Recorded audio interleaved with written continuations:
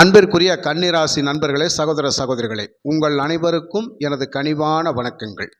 கன்னிராசி நண்பர்களுக்கு வரக்கூடிய அக்டோபர் மாதம் 18ஆம் தேதிக்கு பிறகு ஒரு 48 நாட்கள் அப்படிங்கிறது மிகப்பெரிய ஒரு ராஜயோகமான காலமாக இருக்கும் அப்படிங்கிறத பற்றி தான் இந்த பதிவில் நம்ம பார்க்க போகிறோம். கன்னிராசிக்கு கண்டிப்பாக அக்டோபர் 18க்கு பிறகு தனம் செல்வம் பெருகக்கூடிய காலமாக இருக்கும். பொருளாதார நெருக்கடியிலிருந்து மீண்டு வெளியில் வரக்கூடிய காலமாக இருக்கும். எவ்வளவு கடன் பிரச்சனை இருந்தாலும் சரி, அந்த காலகட்டத்தில் கட்டாயம் கடன் தீர்றதுக்கு எப்படினாலும் உங்கள் கைக்கு பணம் வரும், கண்டிப்பாக வரும். அது அதிர்ஷ்டத்தின் வாயிலாகவும் நிச்சயமாக வரும். 100% இது நடந்தே தீரும் கன்னிராசிக்கு. அந்த அளவுக்கு ஒரு சாதகமான கிரக அமைப்புகள் அக்டோபர் 18ஆம் தேதிக்கு பிறகு இருக்கின்றது. கொடுத்த கடன் வசூலாகிறது. அதாவது ரொம்ப நாள் ஆச்சு, நான் காசு கொடுத்து வாங்கவே முடியல அப்படின்னு சொன்னால் அந்த காசும் வரக்கூடிய அமைப்பு நிச்சயமாக அந்த காலகட்டத்தில் உண்டு. நிறைய பேருக்கு அதாவது நல்ல வேலை கிடச்சி வேலையில் போய் பொசிஷனில் போய் உட்காரக்கூடிய அமைப்பு நிறைய பேருக்கு இருக்கும்.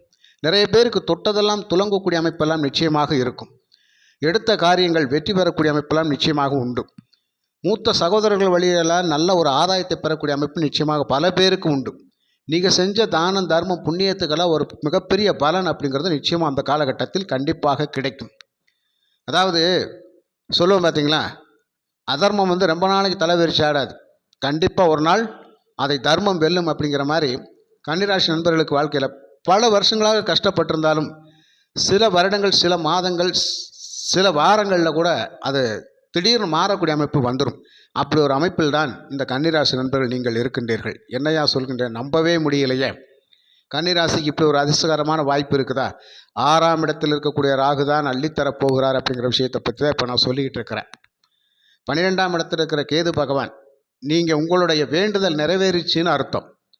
ரொம்ப நாளாக வேண்டுதல் வச்சுக்கிட்டே இருக்கிறேன், எனக்கான வேண்டுதல் கட்டாயம் நிறைவேறணும், எனக்கு இருக்கிற கடன் பிரச்சனை முதல் கட்டமாக தீரணும், நோய் நொடி உபாதை பிரச்சனைகள் தீரணும், இந்த எதிரிகள் சுற்றத்தார்கள் மூலமாக நான் நிறைய பிரச்சனைகள் அனுபவிச்சுட்டு ரணவேதனைப்படுத்திக்கிட்டு இருக்கிறேன், அது எனக்கு மாறணும், எனக்கு ஒரு நிம்மதியான வாழ்க்கை வேணும், அதுவே போதுமானது. ரொம்ப நாட்களாக குழந்தை பேருக்காக நான் காத்து கொண்டு இருக்கிறேன், அந்த குழந்தை பேருக்காக அந்த வாய்ப்பு, அந்த வரத்தை இறைவன் கொடுப்பாரா? அந்த வாய்ப்பும் நமக்கு அந்த காலகட்டத்தில் கிடைக்கக்கூடிய அமைப்பில் இருக்கும். இப்படி நிறைய விஷயங்கள் இருக்கும். ரொம்ப நாட்களாக வரன் பார்த்துக்கிட்டு இருக்கிற திருமணம் செட் ஆகாமல் போயிட்டே இருக்குது, தள்ளி தள்ளி போயிட்டே இருக்குது, அது ஒரு முக்கியமான விஷயம். நிறைய பேர் பார்த்தீங்கன்னா குடும்பத்தில் கணவன் மனைவி விரிசல் அப்படிங்கிற ஒரு விஷயமும் இப்போது போய் கொண்டு இருக்கிறதுன்றதுனால இதையும் சரி செய்யக்கூடிய அமைப்பு அப்படிங்கிறது அந்த காலகட்டத்தில் உண்டு அப்படிங்கிற ஒரு விஷயம். அது மட்டும் அல்லாமல் தொழிலில் நிறைய நெருக்கடிகளை நான் சந்திச்சிட்டு இருக்கிறேன். கொஞ்சம் தொழிலில் நெருக்கடி அப்படின்னு சொன்னால் ஆப்போசிட்டில் நம்மளுடைய வளர்ச்சியை பார்த்து பொறாமப்படக்கூடிய அமைப்பில் நிறைய பேர் இருக்கிறாங்க. அந்த ஒரு விஷயம் எனக்கு எப்போ சக்ஸஸ் ஆகும், மாறும் அப்படிங்கிற விஷயத்தை அந்த காலகட்டத்தில் தாராளமாக எதிர்பார்க்கலாம். 8 திசைகளிலிருந்து உங்களுக்கு நல்ல செய்திகள் வரக்கூடிய காலம் அந்த 48 நாட்கள் இருக்கும். அப்படிங்கிறதுனால கன்னிராசிக்கு ஒரு மிகப்பெரிய அற்புதமான ராஜயோக காலம் அப்படின்னே சொல்லலாம். அப்போ அந்த மாதிரியான ஒரு சூழ்நிலையில் கிரக அமைப்புகள் நமக்கு சாதகமாக இருக்கின்றது. பொதுவாக உங்களுக்கு 6ஆம் இடம் வலுவாக இருக்கின்றது அப்படிங்கிறத நம்ம தெரிஞ்சுக்கிறணும். 6ஆம் இடம் அப்படிங்கிறது ருணரோக சத்துருஸ்தானம், கடினமான உழைப்பு ஸ்தானம், வாழ்க்கையில் வெற்றி ஸ்தானம். ஒரு பிரச்சனை தீரணும், ஒரு கூற்று கேஸு வம்பு வழக்கு பிரச்சனை தீரணும், ஒரு நிம்மதி வேணும், ஒரு நிம்மதியாக ஒரு சாப்பாடு சாப்பிடணும், நான் நிம்மதியாக தூங்கி எந்திரிக்கணும், இதெல்லாம் 6ஆம் இடம் தான். 6ஆம் இடம் கண்டிப்பாக வலுவாக இருக்கணும். அப்போ 6ஆம் இடம் அசுபஸ்தானமாச்சு ஐயா, அது எப்படி நமக்கு சாதகமாக இருக்குன்னு சொல்கிறீங்க? அந்த 6ஆம் இடம் அசுபஸ்தானத்தில் ஒரு அசுப கிரகம் இருந்தால் இன்னும் வலிமையாக இருக்கும், அந்த கெட்ட விஷயங்களை மாற்றும் அப்படிங்கிறது தான். இப்போ அதில் தான் ராகு இருக்கிறார் கோச்சாரத்தில். அப்போ கெட்ட விஷயங்கள் மாறக்கூடிய அமைப்பு. ராகு பிரம்மாண்டம், எதையுமே பிரம்மாண்டமாக செஞ்சு முடிப்பார். நமக்கு இருக்கிற கடன் பிரச்சனையை ரொம்ப அப்படியே என்ன சொல்கிறது, அப்படியே சாதுவாக செஞ்சு சீக்கிரட்டாக முடிச்சுடுவார் கடனை. ராகு எப்போவுமே ஒரு என்ன சொல்கிறது அப்படின்னு கேட்டால், மகாபாரதத்தில் சகுனி பகடை உருட்டுவார், அவர் என்ன கேட்குறாரோ அது கிடைக்கும். அதனால தான் அவர் பாண்டவர்கள் ஜெயிக்கிறதுக்கு சகுனி தான் முக்கியமான காரணமாக இருந்தார். அப்படிங்கிறது ராகுவனுடைய வலிமையை அவரை வெல்ல வச்சுது. ஒரு கட்டத்தில் ராகுவனுடைய வலிமை இழக்கப்பட்டது, அவர் தோத்துட்டார் அப்படிங்கிற ஒரு விஷயம் உண்டு. ஆக சூதாட்டத்துக்கு பேர் போன கிரகம் ராகு இல்லையா? அப்படியே சூழ்ச்சி தந்திரத்தோடு செயல்பட்டு எதிரிகளை வீழ்த்தக்கூடிய அமைப்பு அப்படிங்கிறது இப்போ உங்களை சரணடைய வச்சுருவாங்க. ராகு எதிரிகளை உங்கள்கிட்ட சரணடைய வச்சுருவாங்க. அப்படின்னா ரொம்ப நாள் கடன் கொடுத்துட்டு நான் எதிர்பார்த்துட்டு இருக்கிறேன், எப்படினாலும் அந்த காலகட்டத்தை கொண்டு கொடுத்துரு, இல்லைன்னா நடக்கிறதே வேறன்ற மாதிரி அவங்கள எண்ணங்கள் வரும், நம்ம கொடுத்துடணும் அப்படின்னு சொல்லி. புரியுதுங்களா? உங்ககிட்ட வம்பு வழக்கு பிரச்சனைகளை பண்ணிக்கிட்டு உங்களை நிம்மதியை கெடுத்தவங்களும் இந்த காலகட்டத்தில் உங்களை கொண்டு ஒதுங்கி போகக்கூடிய அமைப்பு. வேண்டாமப்பா, தேவையில்லாத ஒரு சிந்தனை, தேவையில்லாத செயலில் நம்ம போகக்கூடாது அப்படின்னு சொல்லி அவங்களுக்காக ஒரு சிந்தனை உருவாகும். இதெல்லாம் ராகு செய்யக்கூடிய வேலை தான். அப்படிங்கிற போது இந்த இடத்துல நம்ம நிறைய ஒரு ஆஸ்பத்திரி செலவுகள் இருக்குது, மருத்துவ செலவுகள் தாங்கவே முடியல ஐயா அப்படின்ற போது அந்த மருத்துவ செலவுகள் நமக்கு குறையக்கூடிய அமைப்பு. மருந்து மாத்திரை எடுத்துக்கிட்டால் சரியாகும். அப்போ அதிகமான செலவு இல்லை, அதிகமான செலவுகள் இல்லை அப்படிங்கிறதுக்கு இந்த ஆறில் இருக்கிற ராகு தான் சாட்சி. ஆக அஷ்டலட்சுமி யோகத்தை கொடுக்கக்கூடியது அப்படிங்கிறது ராகு தான். அதனால் இந்த 6ஆம் இடம் அப்படிங்கிறது இது வரைக்கும் கஷ்டப்பட்டு உழைச்சேன், ஒரு புண்ணியம் இல்லாமல் இருந்துகிட்டு இருக்கிறேன், அதுக்கான பலன் எப்போது கிடைக்கும் அப்படின்னு கேட்டால் இந்த காலகட்டத்தில் கட்டாயம் கிடைக்கும். ஏன்னா அந்த 48 நாட்கள் அப்படிங்கிறது குரு பகவானும் லாபஸ்தானத்தில் இருப்பார், 4-7க்குரியவர். அப்போ 4 அப்படிங்கிறது உங்களுக்கு யார்? தாய் வழி உறவுகள் அப்படிங்கிறது 11ஆம் இடத்துல அவர்களால் ஆதாயத்தை பெறக்கூடிய அமைப்பு, வண்டி வாகனங்களால் ஆதாயத்தை பெறக்கூடிய அமைப்பு, சொத்து சுகங்களால் ஆதாயத்தை பெறக்கூடிய அமைப்பு, மாணவர்களை நம் கல்வியில் ஒரு நல்ல முன்னேற்றத்தை நோக்கி போகக்கூடிய அமைப்பு, பெண்கள் சிறப்பான செயல்பாடு, குடும்பத்தில் ரொம்ப சந்தோஷம் மகிழ்ச்சியாக இருக்கக்கூடியது, வரவு செலவு கணக்கு பக்காவாக இருக்கும், தொட்டதெல்லாம் துலங்கக்கூடிய அமைப்பு அப்படிங்கிறது கன்னிராசி பெண்களுக்கு.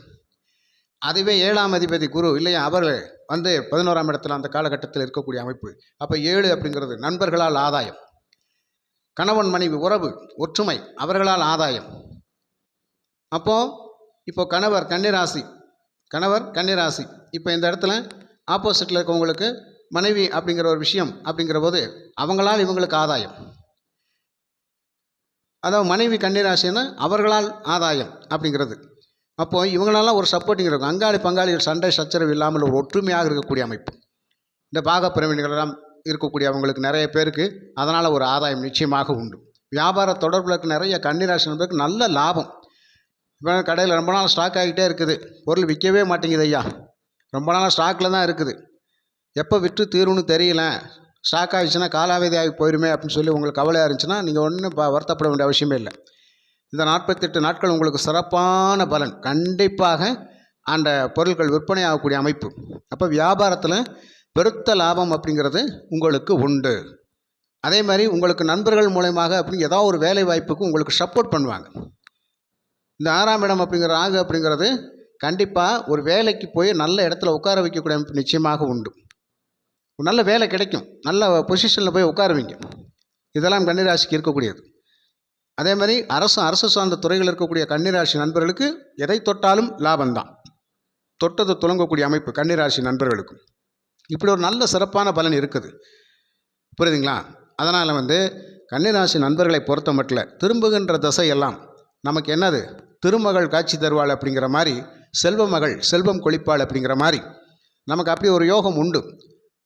இது இவ்வளவு சிறப்பாக இருக்கக்கூடிய பலனை நம்ம இல்லைன்னு சொல்கிறதுக்கு மறுப்பதுக்கு ஒன்றுமில்லை. அதனால் ஒரு சின்ன விஷயத்தையும் நான் சொல்லிக்கிறேன். இப்போ நம்ம சுய ஜாதகத்தில் ஒரு விஷயம் இருக்கும், அதாவது நாம் பிறந்த நாமயோகம் அப்படின்னு சொல்லி ஒன்று இருக்கும். இப்போ அந்த நாமயோகம் அப்படிங்கிறது ராகு பகவானை யோகாதிபதியாக பெற்ற நாமயோகமாக இருக்கணும்னு வச்சுக்கோங்களேன். உங்கள் சுய ஜாதகத்தில் செக் பண்ணி பாருங்கள். அதாவது விஷ்கம்பம் நாமயோகத்திலிருந்து வைத்திருதி நாமயோகம் வரைக்கும் 27 நாமயங்கள் இருக்குது. இதில் நீங்கள் எந்த நாமயோகத்தில் பிறந்திருக்கிறோம் அந்த நாமயோகத்துக்கு யோகாதிபதியான்னு பாருங்கள். ஆனால் ராகுவை யோகாதிபதியாக கொண்ட ஒரு நாமயோகம் வேணும். அப்போ அந்த நாமயோகம் அப்படிங்கிறதுல நீங்கள் பிறந்திருந்து அதில் ராகு யோகாதிபதியாக இருந்து அவர் 6ல் இருந்தார்னா, இப்போ இந்த கோச்சாரத்தில் ராகு 6ல் தான் இருக்கிறாரு. ஒருவேளை இப்போ ராகு புத்தி போயிட்டு இருக்குது அப்படின்னு சொன்னால் அது உங்களுக்கு நல்ல யோக புத்தின்னு வச்சுக்கோங்க. அவங்களுக்கு எல்லாமே 100% பக்கபலமாக இருக்கும், நல்ல லாபம் அப்படின்னு வச்சுக்கோங்க. ராகுவினால் மிக பெருத்த யோகம், அவங்களுக்கு தான் ராஜயோகம்னு வச்சுக்கோங்களேன். அந்த மாதிரி ஒரு அமைப்பு உண்டு. அப்படின்னா ஒரு உதாரணத்துக்கு இந்த பதிவில் ஒரு நாமயோகம், ராகு யோகாதிபதியாக வரக்கூடிய ஒரு நாமயோகத்தை பற்றி மட்டும் நான் சொல்கிறேன். இப்போ திருதி நாமயோகத்தில் பிறந்திருக்கீங்கன்னு வச்சுக்கோங்க. திருதி அப்படிங்கிற ஒரு நாமயோகம் 8வது நாமயோகம். இந்த நாமயோகம் அப்படிங்கிறது ஒரு சுபத்துவமான நாமயோகம். இதுக்கு ராகு தான் யோகாதிபதி, சுக்கிரன் அவயோகியாக வருவார். ராகு யோகாதிபதி, சுக்கிரன் அவயோகியாக வருவார். இப்போ இந்த திருதி நாமயோகத்தில் கன்னிராசிக்காரவங்க யாரெல்லாம் இருக்கீங்களோ அவங்களுக்கு ராகு இப்போ 6ஆம் இடத்துல வந்திருந்து உங்களுக்கு நடக்கிற தசாக்கள் எதுவாக இருந்தாலும் ஒரு ராகு புத்தி போயிட்டுருக்குன்னு வச்சுக்கோங்க. அவங்களுக்கு பர்ஃபெக்டாக நான் சொன்ன விஷயங்களெல்லாம் கரெக்டாக நடக்கும், மற்றவங்களுக்கு சுமாராக இருக்கும்னு அர்த்தம். எதுக்குமே ஒரு கணிப்பு சரியாக இருக்கணும். ஏன்னா இவ்வளோ விஷயங்கள் நம்ம சொல்லியிருக்கிறோம் கன்னிராசி நண்பர்களுக்கு. சில பேர் பார்த்தீங்கன்னா, என்னையா நீ புறாத்தையும் அள்ளி விட்டுக்கிட்டே இருக்கிற, நான் படுற பாட்டில், நான் படுற வேதனையில் வெறும் பொய்யா சொல்கிறீங்க அப்படின்னெல்லாம் சொல்லுவாங்க. அந்த நபர்களையெல்லாம் நான் இதைத்தானே கேட்டுக்கிறேன். அப்போ கன்னிராசிக்கு ஒரு நல்ல பலன்கள் சொல்கிறோம் அப்படின்னு சொன்னால், இப்படியும் ஒரு விஷயம் கண்டிப்பாக ஜாதகத்தில் உண்டு. அப்போ ஜாதகத்தை கண்டிப்பாக ஒரு நிமிஷம் செக் பண்ணி பாருங்கள், நீங்கள் எந்த நாமயோகத்தில் பிறந்திருக்கீங்கன்னு சொல்லி. அப்போ ராகுனுடைய நாமயோகம் யோகா, அவர் யோகமாக வரக்கூடிய நாமயோகங்கள் அப்படிங்கிறது 3 நாமயோகங்கள் இருக்குது.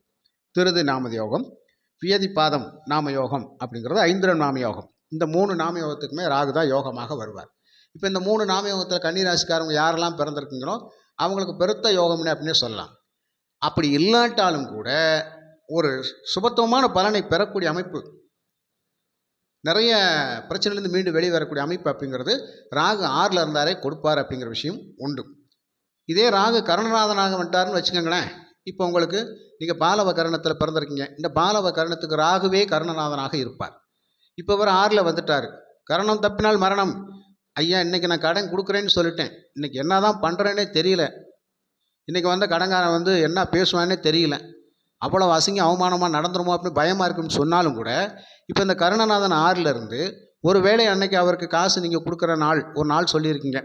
அந்த நாள் வந்து ஒரு வேளை ஒரு வெள்ளிக்கிழமையாக இருந்து, அந்த வெள்ளிக்கிழமை காலைல 10 to 12 ஒரு 10 மணிக்கு மேலே நான் உங்களுக்கு தாரேன்னு சொல்லிங்கன்னு வச்சுங்க. அப்போ ராகு காலம் ஓடிக்கிட்டு இருக்கும். ஒன்றும் பிரச்சனையே கிடையாது, அவரால் ஒன்றும் பண்ண முடியாது. வருவார், கேட்பார், போயிடுவார் அப்படின்னு அர்த்தம். நீங்கள் சொன்னால் கேட்டுக்குவார். ஒருவேளை அன்றைக்கி பிரச்சனை ஓவராக போயிட்டுருக்குது, அன்றைக்கி ராகுனுடைய நட்சத்திரமான திருவாதிரை சுவாதி சதய நட்சத்திரம் வருதுன்னு வச்சுக்கோங்களேன். அன்றைக்கி பிரச்சனை ரொம்ப முத்து போக போகுது அப்படி நீங்களே பயந்துட்டு இருந்தாலும் அவரால் ஆப்போசிட்டவங்க ஒன்றுமே பண்ண முடியாது. உங்கள் காக்கும் கடவுளாக ராகு இருந்து உங்களுக்கு பக்கபலமாக இருப்பார். இப்போ இவ்வளவு விஷயங்கள் உண்டு. ஏன்னா ஒரு ஜாதகத்தை தெளிவாக கணிச்சு உங்களுக்கான விஷயங்களை தெளிவாக கொடுத்துட்டோம் அப்படின்னு சொன்னால் கண்டிப்பாக நிறைய பேர் நிறைய கஷ்டங்கள் வந்து மீண்டு வெளியில் வரக்கூடிய ஒரு அற்புதமான யோகமெல்லாம் ஜாதகத்தில் உண்டு. ஜாதகத்தில் எப்போதுமே மேலோட்டமான பலன்கள் பார்த்து பார்த்து நாம் நேரத்தையும் காலத்தையும் வேஸ்ட் ஆக்குறதுல எந்த ஒரு புண்ணியமும் கிடையாது. குரு பயிற்சிக்கு அப்புறம் நல்லா இருப்போம், ராகு பயிற்சிக்கு அப்புறம் நல்லா இருப்போம், கேது பயிற்சிக்கு அப்புறம் நல்லா இருப்போம், இப்படி எல்லா பேச்சுகளும் வரத்தான் செய்யும். சுய ஜாதகத்தில் நமக்குன்னு எந்த கிரகங்கள் யோகம் அப்படிங்கிறத பாருங்கள், கரணத்தினுடைய அமைப்பை பாருங்கள். அதே மாதிரி ஜாதக ரீதியாக நாம் எந்த கோவிலுக்கு போனால் நமக்கான பிரச்சனைகள் தீரும் அப்படிங்கிறதுக்கு பர்ஃபெக்டாக ஒரு கோயில் இருக்கும். அப்போ அந்த யோகாதிபதி கோயில் யார், அவயோக கோயில் எங்கே இருக்குது, அதை தேடி கண்டுபிடிச்சி போகணும் அப்படிங்கிற அமைப்பு. தொழிலில் எப்போவுமே கடன் வந்துக்கிட்டே இருக்கு ஐயா, மீளவே முடியல. அப்போ அங்கே ஏதோ ஒரு பிரச்சனை, 10ஆம் இடத்துல ஒரு பிரச்சனை இருக்குது. அப்போ 10ஆம் இடத்துல 6ஆம் அதிபதினு சொல்லக்கூடிய சனி பகவான் 10ல் இருப்பார். நம்ம என்ன நினைப்போம், 10ல் சனி இருக்கார், உனக்கு வந்து தொழில் யோகம் சூப்பர்யான்னு சொல்லி விட்ருவாங்க. ஆனால் வேலைக்கு போகணும்னு அர்த்தம். ஏன்னா 6ஆம் அதிபதி கடினமான உழைப்பு 10ஆம் இடத்துல போய் நிற்கிது. அப்போ என்ன ஆகும், தொழில் பண்ணால் கடன் வரும், வேலைக்கு போயிட்டால் கடன் இல்லைன்னு அர்த்தம். இப்போ சில பேரை கேட்டேன், நான் வேலைக்கு போயிட்டு இருக்கப்பெல்லாம் நல்லா தான் இருந்தேன், சொந்தமாக தொழில் பண்ணினேன், அன்னைக்கே நான் ஓஞ்சு போனேயான்னு சொல்லி சில பேர் சொல்லுவாங்க. அப்போ 6ஆம் அதிபதி எப்படி கடன் கிரகம் போய் 10ல் இருந்தால் வேலைக்கு போயிட்டேன், அது கடன் வராது. அப்போ உழைப்பின் மூலியமாக வருமானம் வந்துடும். ஆனால் பிஸ்னஸ் பண்ணோம் அப்படின்னு சொன்னால் வாங்கி வாங்கி போட்டுக்கிட்டே இருப்போம், கடனாகிட்டே இருக்கும், மீண்டு வெளியில் வர முடியாது. இப்படியான விஷயங்கள் உண்டு. ஒரு உதாரணத்துக்கு தான் இந்த விஷயங்களெல்லாம் நான் சொன்னேன். உங்களுடைய சுய ஜாதகத்தை என்கிட்ட தெளிவாக பார்க்கணும்னு சொல்லி விரும்புனீங்கன்னால் 93 639 79 179 இந்த நம்பருக்கு வாட்ஸ்அப் பண்ணி கொடுங்க. தெளிவாக பாருங்கள். வாழ்க்கையில் கஷ்டங்கள் நிறைய இருக்கும், அதில் மீண்டு வர்றதுக்கு வெளியில் வர்றதுக்கும் நிறைய வழிமுறைகள் ஜாதகத்தில் இருக்கும். அந்த வழிமுறைகளை தேர்ந்தெடுத்து நீங்கள் பயணிச்சிட்டிங்கன்னா உங்களுக்கு ஜோதிடத்தில் ஒரு நல்ல கைடு கிடச்சிட்டாருன்னா உங்களுக்கு கஷ்டங்கள் நீங்கும் ஐயா. நண்பர்களே, இந்த பதிவு உங்களுக்கு பிடிச்சிருந்தால் லைக் பண்ணுங்கள், ஷேர் பண்ணுங்கள், கமெண்ட் பண்ணுங்கள். மீண்டும் ஒரு நல்ல பதிவில் நான் உங்களை சந்திக்கின்றேன். நன்றி, வணக்கம்.